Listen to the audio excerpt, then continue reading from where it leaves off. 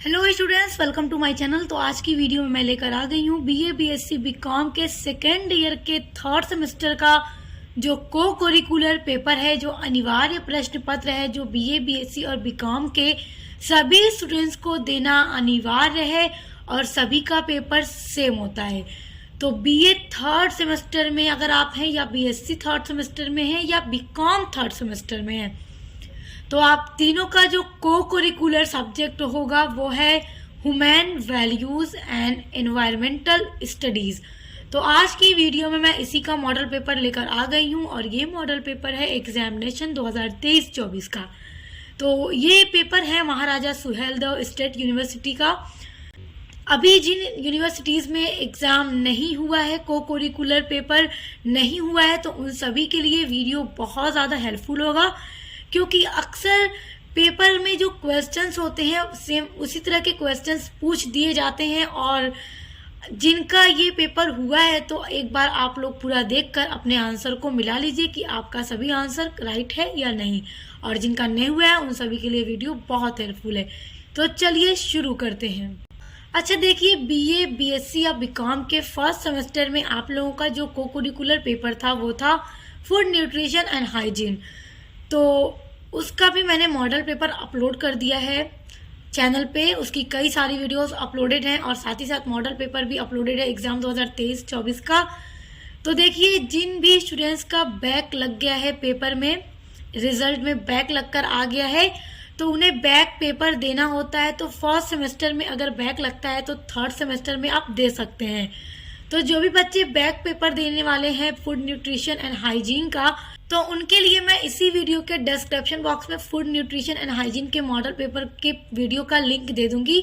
तो आप लोग वहां से देखकर तैयार कर लीजिएगा, क्योंकि वहां से आपके क्वेश्चन जरूर आएंगे। चलिए देखते हैं। देखिए, इस पेपर में 75 क्वेश्चन पूछे गए हैं और सभी के एक एक मार्क्स हैं। तो 75 क्वेश्चन के 75 मार्क्स और सभी प्रश्न करने अनिवार्य हैं। आप देखिए, जो आपका पेपर होगा वो इंग्लिश और हिंदी दोनों में आता है। तो देखिए, आप देखिए, बहुत सारा क्वेश्चन ऐसा होता है ना कि आप इंग्लिश में पढ़ के आप उसको क्वेश्चन से आंसर निकाल सकते हैं, और आप जो भी इंग्लिश वाले हैं हिंदी में भी पढ़ के देख सकते हैं, इंग्लिश वाले हिंदी में, क्योंकि आपको जो सही आंसर होता है वो तो OMR शीट पे आपको करना होता है।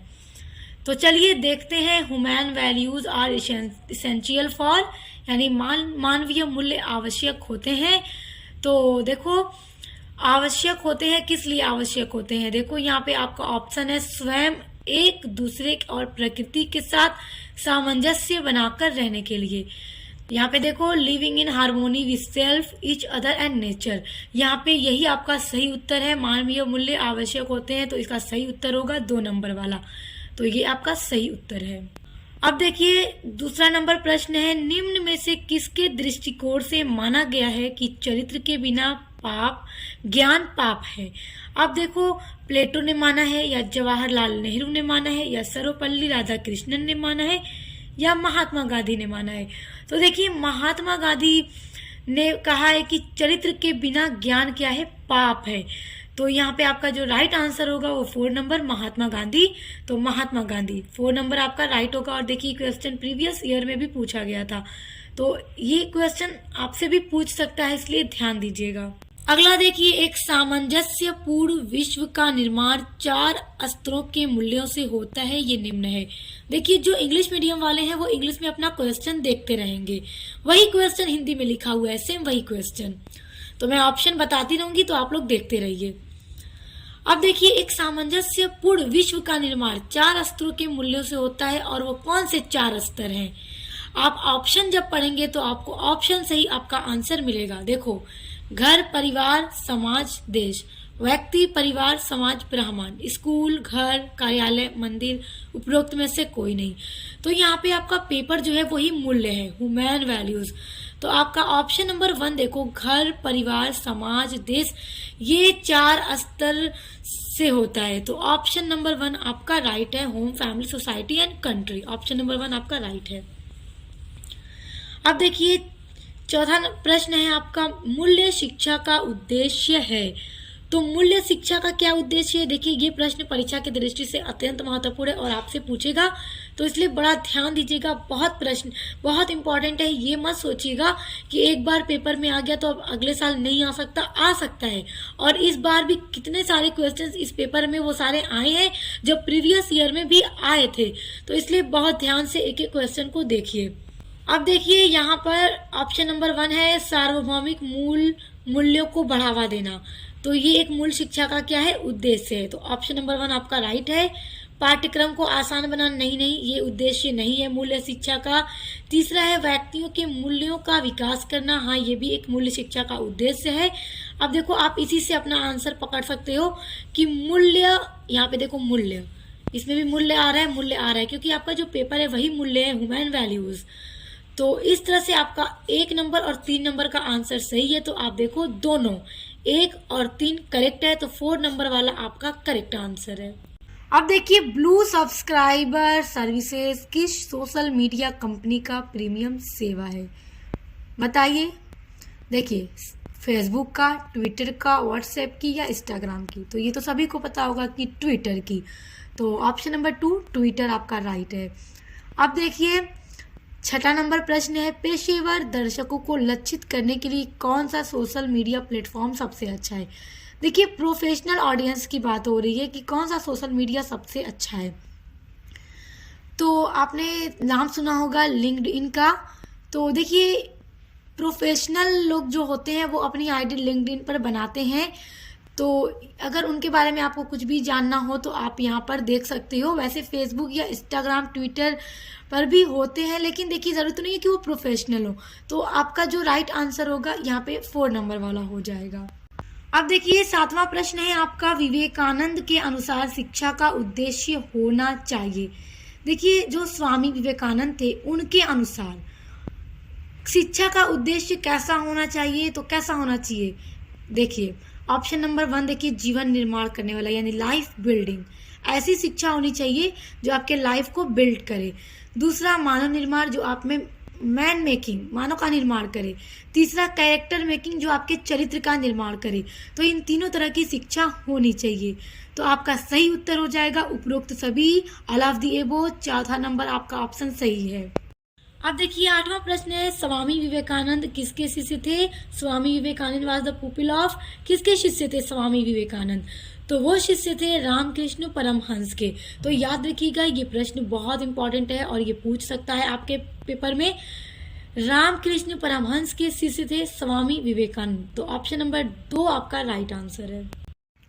देखिए, क्वेश्चन नंबर 9 है एपीजे अब्दुल कलाम ने किस प्रकार की शिक्षा के महत्व को रेखांकित किया? किस तरह की शिक्षा को? देखिए, मूल्य आधारित शिक्षा को इन्होंने बताया। तो ऑप्शन नंबर 2 आपका राइट है। अब देखिए, 10वां है निम्न में से किसका वर्णन गांधी जी ने अपने 2 फेफड़ों के रूप में किया था? ये तो सभी को पता होगा कि गांधी जी ने किनको अपने 2 फेफड़ों का रूप दिया है। किसको? अहिंसा तथा सत्य को, अहिंसा एंड ट्रुथ। ऑप्शन नंबर 2 आपका राइट है। अब देखिए, आपका अगला है प्रश्न 11 है भ्रष्टाचार को नियंत्रित करने के लिए, ध्यान दीजिए, भ्रष्टाचार को नियंत्रित करने के लिए किस संगठन को भारत सरकार की निगरानी संस्था के रूप में जाना जाता है? तो देखिए, ऑप्शन नंबर 4 आपका यहाँ पे सही उत्तर है, केंद्रीय सतर्कता आयोग। ओके, ऑप्शन नंबर 4 आपका राइट है। अब देखिए, अगला है रिश्वतखोरी क्या है? रिश्वतखोरी क्या है? किसी की कृपा दृष्टि पाने के लिए धन देना। यानी कि अगर आपको अपना कहीं काम कराना है, उनकी कृपा दृष्टि पाना है, तो आप उसके लिए उन्हें पैसे दोगे तो वो क्या है? वो एक रिश्वत है, रिश्वतखोरी है। तो ऑप्शन नंबर 1 ही यहाँ पर आपका राइट हो जाएगा। ऑप्शन पढ़ के ही आप अपना आंसर पकड़ सकते हैं। तो ऑप्शन नंबर 1 यहाँ पे आपका सही उत्तर है। अगला देखो, प्रश्न नंबर 13 है यूनाइटेड किंगडम में रिश्वतखोरी अधिनियम कब लागू हुआ? बहुत इंपॉर्टेंट है। तो देखो, यूनाइटेड किंगडम में जो रिश्वतखोरी अधिनियम था वो 2010 में लागू हुआ था। तो ऑप्शन नंबर 3 आपका राइट है। अब देखिए, 14 नंबर प्रश्न देखिए, पहली सोशल मीडिया साइट कौन सी थी? तो कौन सी थी पहली सोशल मीडिया साइट? ये सारे जो प्रश्न हैं सोशल मीडिया से जुड़े आप पढ़ के जाइएगा, प्रश्न आते हैं एग्जाम में। तो जो पहली सोशल मीडिया साइट थी वो थी 6 डिग्री। तो ऑप्शन नंबर 2 आपका राइट है। अब देखिए, 15 नंबर प्रश्न, 15वां प्रश्न देखिए, साइबर सुरक्षा किसकी रक्षा करता है? तो किसकी रक्षा करता है? ऑप्शन पढ़िए, ऑप्शन पढ़ के ही देखिए। साइबर सुरक्षा हैकर्स से रक्षा करता है, साइबर सुरक्षा अपराधियों से रक्षा करता है, या इंटरनेट से जुड़े सिस्टम की रक्षा करता है? तो साइबर सुरक्षा हैकर्स से रक्षा करता है, तो ऑप्शन नंबर 1 आपका राइट है। अब देखो 16 नंबर प्रश्न है, निम्नलिखित में से कौन सा साइबर सुरक्षा का एक प्रकार है? तो देखो क्लाउड सुरक्षा भी है, नेटवर्क सुरक्षा भी है, एप्लीकेशन सुरक्षा भी है। तो ये तीनों है, इसलिए उपरोक्त सभी आपका ऑल ऑफ दी एबो राइट हो जाएगा। आप देखिए 17वां प्रश्न है, निम्नलिखित में से कौन सी कंपनी ई कॉमर्स से संबंधित है? अब देखिए जिन्होंने बीकॉम में पढ़ा है ई कॉमर्स, सेकेंड सेमेस्टर में मेजर पेपर था ई कॉमर्स, तो वो बच्चे एक बार में जान जाएंगे, क्योंकि अमेजन, फ्लिपकार्ट, मिंत्रा ये सभी ई कॉमर्स से संबंधित है। और ई कॉमर्स होता क्या है? ऑनलाइन ये जो सेल परचेज किया जाता है गुड एंड सर्विसेज को, वो ई कॉमर्स है। तो फ्लिपकार्ट, अमेजॉन, मिंत्रा ये सभी ई कॉमर्स से संबंधित है, तो उपरोक्त सभी आपका राइट आंसर है। अब देखिए 18वां प्रश्न है, 21वीं सदी में सतत विकास की किस धारणा पर अधिक जोर दिया जा रहा है? तो किस विकास पर पढ़िए? ऑप्शन देखिए, आर्थिक प्रगति पर, हाँ इस पर भी, दूसरा सामाजिक प्रगति पर, तीसरा पर्यावरण की सुरक्षा पर। तो इन तीनों पर जोर दिया जा रहा है, इसलिए आपका जो राइट आंसर होगा वो होगा उपरोक्त सभी, ऑल ऑफ दी एबो। ऑप्शन नंबर 4 आपका राइट है। अब देखिए आपका 19वां प्रश्न है, कर्म ही पूजा है, इसका अभ्यास किया जाता है। तो भारत द्वारा ही कहा जाता है कि कर्म ही पूजा है, वर्क इज वर्शिप। तो ऑप्शन नंबर 4 आपका राइट है। अब देखिए 20 नंबर प्रश्न है, अर्थ शब्द से क्या तात्पर्य है? तो अर्थ शब्द का मतलब होता है धन, यानी कि मनी। तो ऑप्शन नंबर 2 आपका राइट आंसर है। अब देखिए 21 नंबर प्रश्न है, व्यवसाय का सामाजिक उत्तरदायित्व किस पर होता है? तो व्यवसाय का सामाजिक उत्तरदायित्व, ऑप्शन पढ़िए, लाभ के उद्देश्य नहीं, प्रॉफिट मोटिव नहीं होता, सेवा भाव हाँ ये होता है, ट्रस्टशिप सिद्धांत ये भी होता है। तो ये और ये 2 और 3 सही है, तो ऑप्शन नंबर 4 देखिए, दोनों 2 और 3, तो ऑप्शन नंबर 4 बोथ 2 एंड 3 आपका राइट आंसर है। अब देखिए 22 नंबर प्रश्न है, CSR किस पर लागू होता है? तो ये निजी और सार्वजनिक दोनों क्षेत्रों पर लागू होता है, तो ऑप्शन नंबर 4 आपका यहाँ पे राइट आंसर है। अब देखिए 23 नंबर प्रश्न है, निगमों को निम्नलिखित में से किसके द्वारा नियंत्रित और निर्देशित किया जाता है?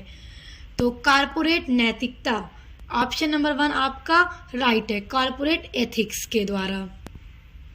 अब देखिए 24 नंबर प्रश्न है, विकल्पों में से सर्वोत्तम कार्यविधि का चयन करना क्या कहलाता है?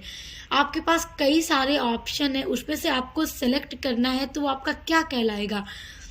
तो वो आपका डिसीजन मेकिंग कहलाएगा। तो ऑप्शन नंबर 1 आपका निर्णय लेना सही उत्तर है, ऑप्शन नंबर 1 राइट है। अब देखिए 25 नंबर प्रश्न है, भारतीय लोकाचार की आवश्यकता किन कारणों से होती है? तो समग्र ब्रह्मांड और सभी के कल्याण हेतु, हाँ, अद्वितीय कार्य संस्कृति हेतु, ये भी सही है, मूल्य प्रणाली की स्थापना हेतु, ये भी सही है। तो ये 1, 2, 3 ये सभी आपके सही आंसर है। तो उपरोक्त सभी यानी ऑल ऑफ दी एबो 4 नंबर आपका राइट हो जाएगा। अब देखिए डैश भारतीय लोकाचार का सिद्धांत है। तो यहाँ से आप देखो ऑप्शन में भारतीय लोकाचार का सिद्धांत क्या है? तो वो है विश्व एक परिवार है और सभी का कल्याण है। ऑप्शन नंबर 2 यहाँ पर आपका राइट हो जाएगा। अब देखिए 27 नंबर प्रश्न है, विज्ञापन के लिए इनमें से कौन सा माध्यम सबसे अच्छा है? अगर किसी भी चीज का एडवर्टाइजमेंट करना है तो उसके लिए सबसे अच्छा मीडियम कौन सा है? टेलीविजन है, समाचार पत्र, पत्रिकाएं या रेडियो? तो टेलीविजन, क्योंकि टेलीविजन पे अगर किसी भी चीज का एडवर्टाइजमेंट किया जाए तो वहां पे वो दिखता भी है और सुनाई भी देता है। तो सबसे अच्छा मीडियम टेलीविजन है। अब देखिए 28 नंबर प्रश्न है, एक ही स्थान पर बार बार इंजेक्शन लगाने से हो सकता है, तो क्या हो सकता है? देखिए तो जो त्वचा है, स्किन है, उसकी कठोरता एवं वहां पे निशान बन सकता है, और दूसरा नसों में चोट, तीसरा है रक्त वाहिनियों की दीवारों पर भी चोट हो सकती है, चोट लग सकती है। तो 1, 2, 3 यहाँ पे तीनों हो सकता है, तो इसलिए उपरोक्त सभी ऑल ऑफ दी एबव आपका ऑप्शन नंबर 4 राइट है। अब देखो 29 नंबर प्रश्न है, विनिवेश का अर्थ है कि सार्वजनिक निवेश को ... के हाथों बेच देना। तो यहाँ पर disinvestment means selling of public investment to a, तो यहाँ पर आपका राइट आंसर हो जाएगा प्राइवेट इंटरप्राइज यानी कि निजी उद्यम। ऑप्शन नंबर 1 आपका यहाँ पे राइट है। अब देखो 30 नंबर प्रश्न है, भारत में जीएसटी कब लागू हुआ था, कब लागू किया गया था जीएसटी को भारत में। बहुत इंपॉर्टेंट क्वेश्चन है और जीएसटी से रिलेटेड जो क्वेश्चन बनते हैं आप उनको पढ़ लीजिएगा, पेपर में पूछ सकता है। तो ये देखिए जुलाई 2017 में जीएसटी लागू हुई थी, तो ऑप्शन नंबर 2 आपका राइट है। अब देखिए विदेशी कंपनियों, प्रौद्योगिकी, पूंजी आदि के लिए अर्थव्यवस्था के दरवाजे खोलने को क्या कहा जाता है। अब देखिए वैश्वीकरण, उदारीकरण, निजीकरण, उपरोक्त में से कोई नहीं। Opening the door of economy for foreign companies, यानी कि देखो इसको कहा जाता है ग्लोबलाइजेशन, यानी कि वैश्वीकरण, यानी कि अपनी देश की सीमाओं से बाहर जाकर फॉरेन में, विदेशों में भी अपनी कंपनियों का, अपने सारी चीज़ों का प्रचार करना, अपनी चीज़ों को बेचना और अपने व्यापार को बढ़ावा देना। यानी कि पहले हम सिर्फ एक जगह अपने देश तक ही सीमित थे, लेकिन धीरे धीरे बदलते वक्त साथ हम लोग ग्लोबलाइजेशन हो चुके हैं। तो ऑप्शन नंबर 1 आपका राइट है। अब देखो 32 नंबर प्रश्न है, भारत में आर्थिक सुधार किस वर्ष प्रारंभ किया गया।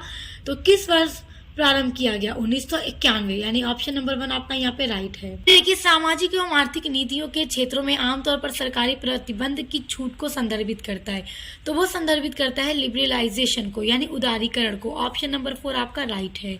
34 नंबर प्रश्न है, 1991 में आर्थिक सुधारों के दौरान वित्त मंत्री कौन थे।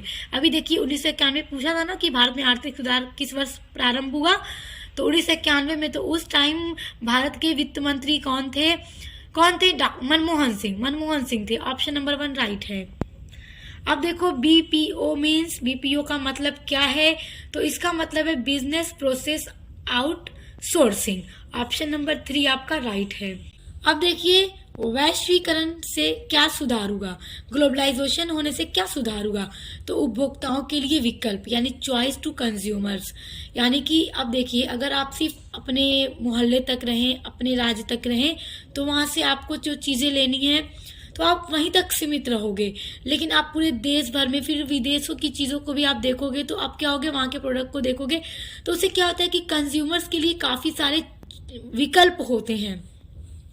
दूसरा, वस्तुओं और सेवाओं की गुणवत्ता में भी सुधार होता है, क्वालिटी भी अच्छी होती है गुड एंड सर्विसेज की, और साथ ही साथ फॉरेन इन्वेस्टमेंट यानी विदेशी निवेश में भी सुधार होता है। तो ये सभी आपके सही उत्तर है, तो उपरोक्त सभी ऑप्शन नंबर 4 आपका राइट है।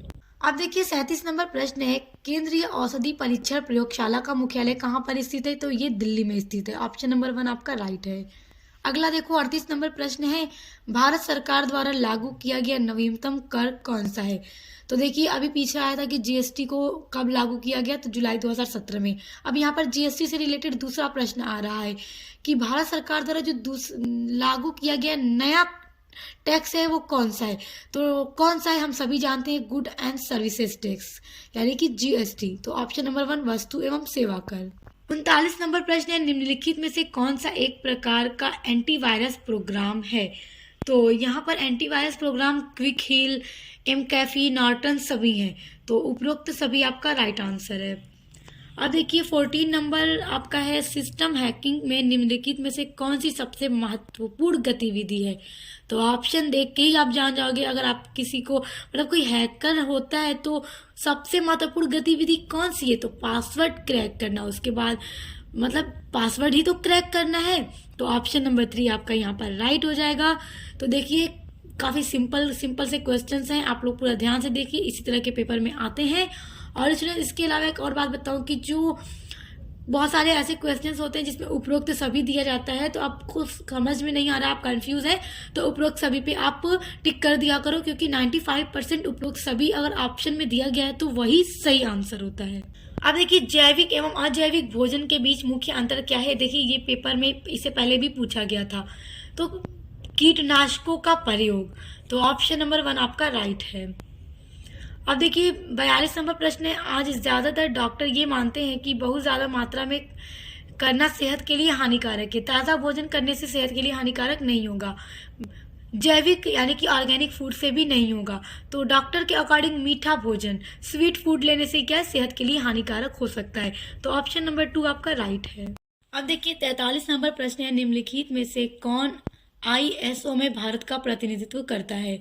तो BIS ऑप्शन नंबर 3 राइट है, और BIS का फुल फॉर्म होता है ब्यूरो ऑफ इंडियन स्टैंडर्ड्स। अब देखिए 44 नंबर प्रश्न है, भारत में वाहन उत्सर्जन मानदंडों को क्या कहा जाता है? तो क्या कहा जाता है? BS यानी कि भारत स्टेज कहा जाता है। तो ऑप्शन नंबर 3 आपका राइट आंसर है। अब देखिए खाद्य मानक स्थापित करने का मूल उद्देश्य क्या है? तो मूल उद्देश्य क्या है? भोजन में अनुचित व्यापार को बढ़ावा देना।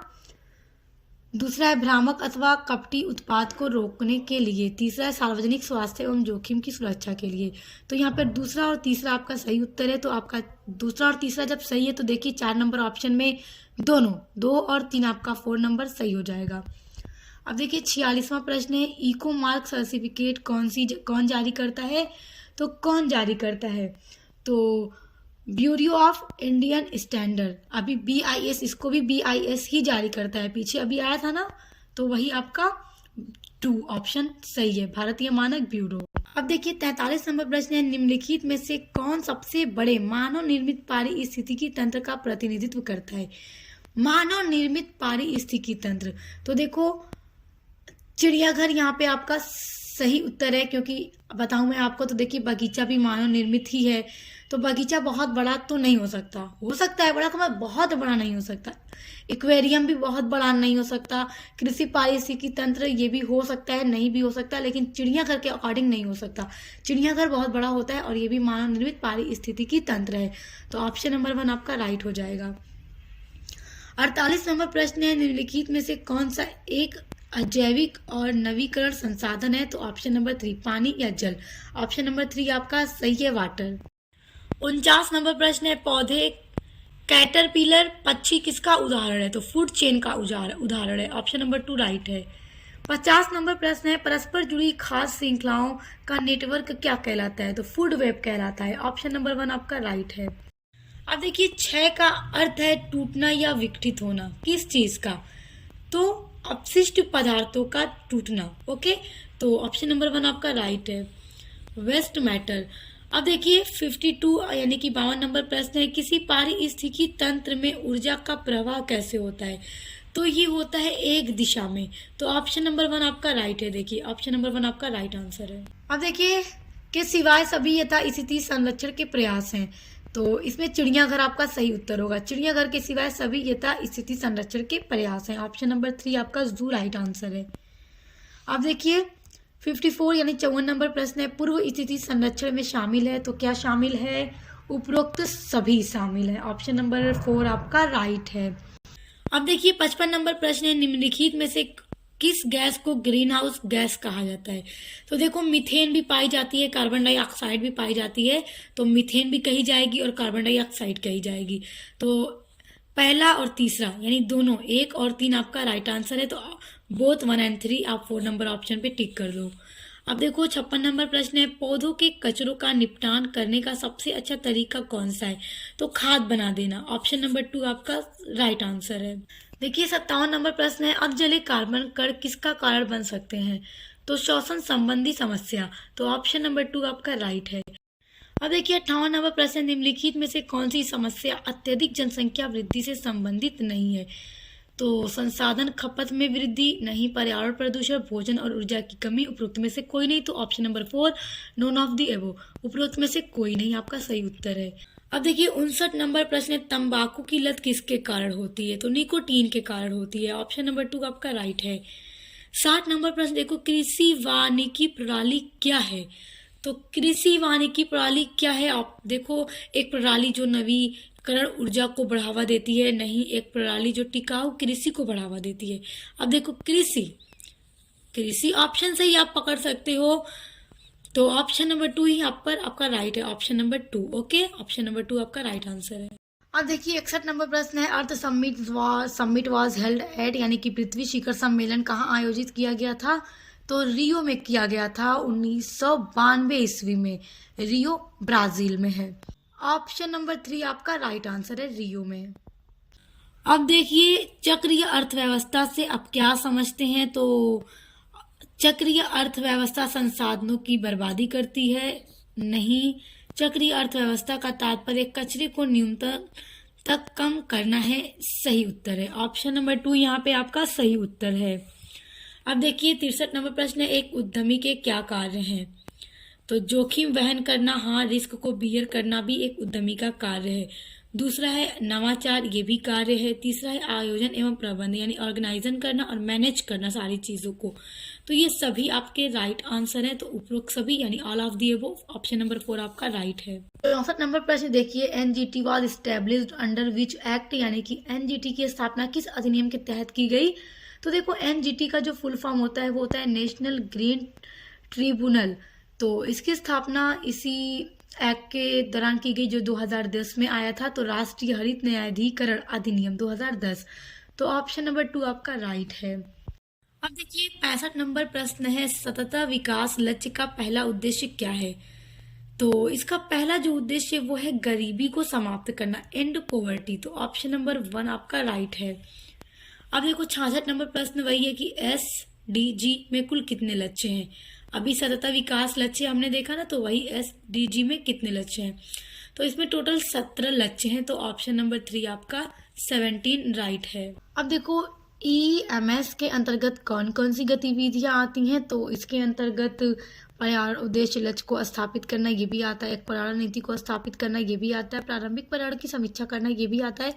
तो उपरोक्त सभी ऑल ऑफ दी एबो, यानी ऑप्शन नंबर 4 आपका राइट है, क्योंकि ये सभी आपका सही उत्तर है। अब देखो EMS के क्या क्या फायदे हैं। तो इसके क्या क्या फायदे हैं। तो इसके फायदे हैं उपरोक्त सभी, यानी कि संसाधन उपयोग को कम करके लागत कम करना, परिचालन दक्षता में सुधार करना, वेस्ट आउटफिट को कम करना। तो उपरोक्त सभी ऑल ऑफ दी एबो आपका राइट आंसर है, ऑप्शन नंबर 4 राइट है। अब देखो AQI का पूर्ण रूप क्या है, यानी AQI का फुल फॉर्म क्या है। तो इसका फुल फॉर्म है एयर क्वालिटी इंडेक्स, वायु गुणवत्ता सूचकांक। ऑप्शन नंबर 3 आपका राइट है। अब देखो 70 नंबर प्रश्न है, यदि आप जलवायु गुणवत्ता में सुधार करना चाहते हैं तो आपको क्या नहीं करना चाहिए। क्या नहीं करना चाहिए अगर आप वायु गुणवत्ता में सुधार लाना चाहते हैं। तो अब देखो अधिक पेड़ लगाना चाहिए। आपका क्वेश्चन नेगेटिव पूछ रहा है, आपको क्या नहीं करना चाहिए। तो आपको पटाखे जलाना चाहिए। ऑप्शन नंबर 1 आपका यहाँ पे राइट हो जाएगा। अब देखो 71 नंबर प्रश्न है, पर्यावरणीय प्रभाव मूल्यांकन क्यों आवश्यक है। तो क्यों आवश्यक है। विकास के पर्यावरणीय प्रभाव सार्वजनिक हित में होने की वजह से। तो ऑप्शन नंबर 3 आपका राइट है। देखो 72 नंबर प्रश्न है, भारत में EIA की शुरुआत कब हुई थी। तो 1976 में हुई थी। ऑप्शन नंबर 2 आपका राइट है। अब देखिए 73 नंबर प्रश्न है, पर्यावरणीय ऑडिटर की क्या भूमिका है। तो पर्यावरणीय प्रभावों को पहचानना, हाँ ये भी है। दूसरा है उपायों को क्रियान्वित एवं उत्पादित करना, ये भी है। दस्तावेज को तैयार करना, ये भी है। तो ये 1 2 3 सभी आपके राइट हैं। तो उपरोक्त सभी यानी ऑल ऑफ दी एबो 4 नंबर ऑप्शन आपका सही हो जाएगा। EMS देखो यहाँ पे EMI दे रहा है, तो EMS स्टैंड फॉर, ठीक है ना, इंग्लिश में देख लेना, इंग्लिश में देख लीजिएगा। तो EMS अभी पीछे इसके क्वेश्चंस आ रहे थे। तो EMS का फुल फॉर्म क्या है। तो जैसा कि ये आपका जो पेपर है ये इन्वायरमेंटल ही है। तो ऑप्शन आप पढ़ के लगा सकते हैं। देखिए environmental management system. Option number 1 आपका पर्यावरण प्रबंधन प्रणाली आपका राइट आंसर है। अब देखिए आपका 75 नंबर प्रश्न है, मॉन्ट्रियल प्रोटोकॉल का मुख्य उद्देश्य क्या है। तो इसका जो मुख्य उद्देश्य है वो है ओजोन परत का संरक्षण, यानी कि ओजोन परत की प्रोटेक्शन के लिए इसका जो मेन उद्देश्य है। तो ऑप्शन नंबर 1 आपका राइट हो जाएगा। अब देखिए 75 ये प्रश्न है इस मॉडल पेपर के। इस तरह से आप लोगों ने आई होप अपने सभी आंसर को मिला लिए होंगे। और जहां अभी एग्जाम नहीं हुआ है तो उन सभी के लिए ये वीडियो बहुत हेल्पफुल रहेगा। तो अब मिलते हैं नेक्स्ट वीडियो के साथ।